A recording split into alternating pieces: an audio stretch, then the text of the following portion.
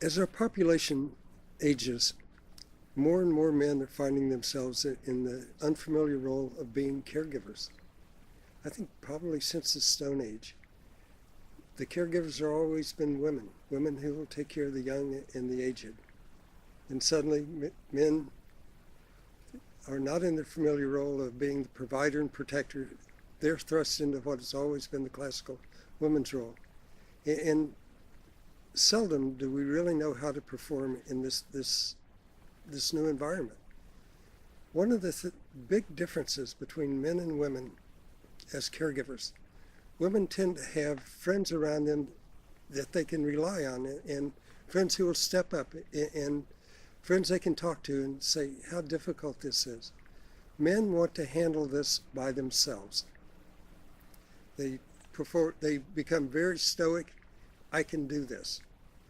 Instead of reaching out and asking a friend or a neighbor or someone in the family, say, geez, I need a little break. I need some time for myself. Men tend to consider this weakness.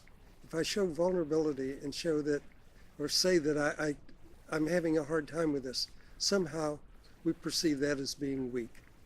What I would suggest to you, the most important element in taking care of your loved one, oftentimes your spouse. And if you can't be there for them, then what's going to happen? And you can't be there unless you really learn to take care of yourself, ask for help, take some breaks, even if it's only for a couple of hours to go to the movie or go to a ball game or just go for a long walk by yourself. If you can't take care of yourself, you're not going to be available to take care of the one that you love. So my suggestion to you is treat yourself as the most important element in your loved one's care.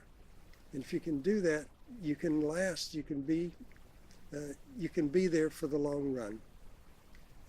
Accept that this may go on longer than you anticipated. One of the things someone has told me, says, this is a marathon, this is not a sprint. And this sounds like a trite thing to say, but it's really true. And if you're going to be there for the long run, you have to be able to take care of yourself. And to do that, you really have to reach this place of acceptance. As we've said before, acceptance truly is an awesome force.